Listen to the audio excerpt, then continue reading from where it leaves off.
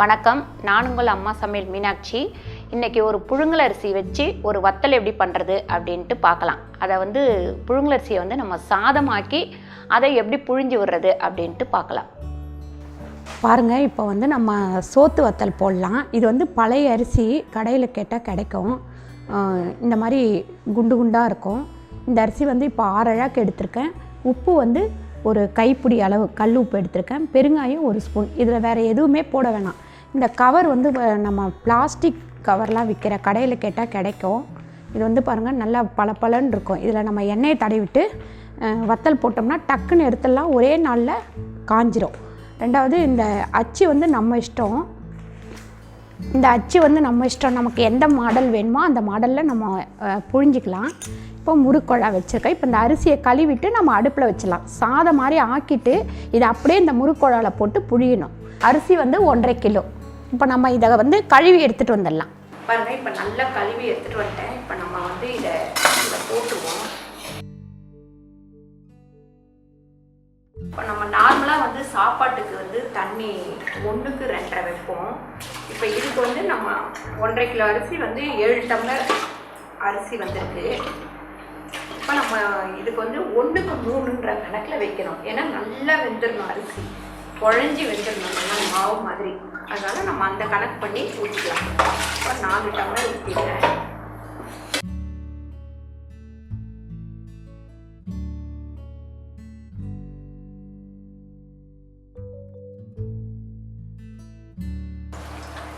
இருபத்தொரு டம்ளர் தண்ணி வச்சுருக்கேன். இதில் எப்பவுமே நீங்கள் கொஞ்சம் 1 ஸ்பூன் எண்ணெய் போட்டுக்கோங்க. அப்போ தான் உங்களுக்கு புளியும் போது ரொம்ப ஈஸியாக வரும். இந்த உப்பை போட்டுடலாம். இதில் வேறு எந்த டேஸ்ட்டும் இல்லை. உப்பு, அந்த பெருங்காய டேஸ்ட்டு மட்டும்தான் இருக்கும். இது காரமே இல்லாமல் சின்ன பசங்களுக்கெல்லாம் பொரிச்சு கொடுக்கறதுக்கு நல்லாயிருக்கும். குழந்தைங்கலாம் நல்லா சாப்பிடும். அதனால் நீங்கள் இந்த வத்தல் பண்ணும்போது இந்த மாதிரி பண்ணிக்கோங்க. இது புழுங்கலரிசியில் பண்ணலாம், பச்சரிசிலையும் பண்ணலாம். நான் புழுங்கலரிசியில் பண்ணுறேன். இப்போ நம்ம மூடி 10 விசில் கிட்டத்தட்ட வரணும். 10 விசில் 12 விசில் கூட வரலாம். அதனால் குழஞ்சி போய்டும், பயப்படாது. எவ்வளோ குழையுதோ அவ்வளோ அழகாக புளியறதுக்கு வரும்.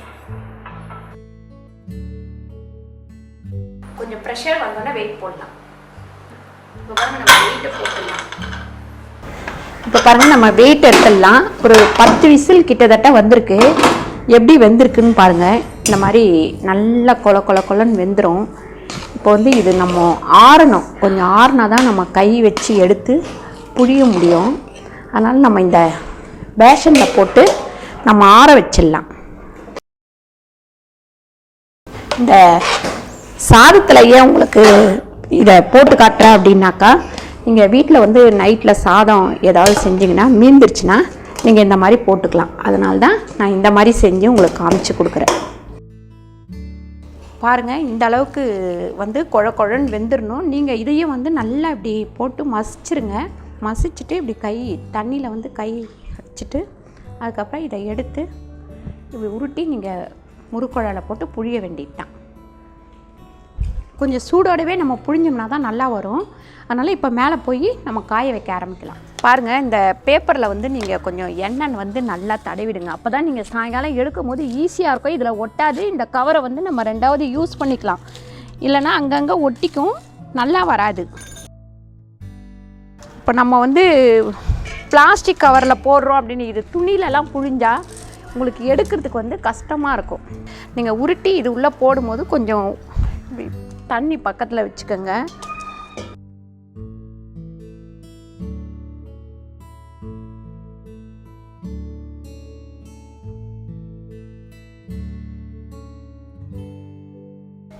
பாருங்கள், இப்படியும் புழியலாம்.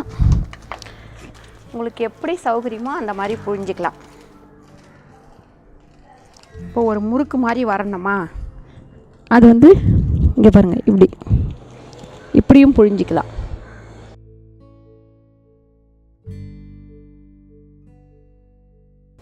நீங்கள் கூட ஒரு ஆள் வச்சுக்கிட்டிங்கன்னா அவங்க போட்டு கொடுப்பாங்க. அப்படியும் பண்ணுங்கள். இல்லை நீங்கள் ஒரே ஆள் யாருமே இல்லை அப்படின்னா நம்ம இப்படி ஒத்தாளாகவே புழிஞ்சிக்கலாம். இப்படி நிழலில் உட்காந்துக்கிட்டு புழிஞ்சிடுங்க. அதுக்கப்புறமா இழுத்து வெயிலில் விட்டுக்கலாம். பாருங்கள், இப்போ ஃபுல்லாக புழிஞ்சாச்சு. நம்ம நிழலில் உட்காந்து புழிஞ்சிட்டு இப்போ வெயிலில் இழுத்து விட்டுறலாம்.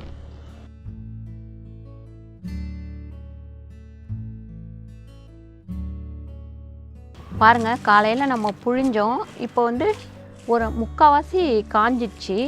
இதை எடுத்து நம்ம தட்டில் போட்டு வச்சுக்கலாம். நாளைக்கு மறுபடியும் நம்ம எடுத்து காய வைக்கணும்.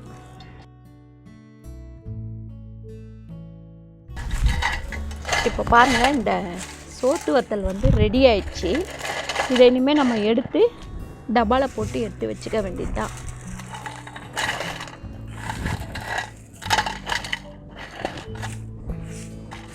இது 2 நாள்லேயே காஞ்சிரும். நிறைய நாள் வந்து காய வைக்கணும்னு இல்லை. ஃபஸ்ட்டு நாள் புழியும் போதே பாதி காஞ்சிரும். அடுத்து 2வது நாள் ஃபுல்லாகவே காஞ்சிரும்.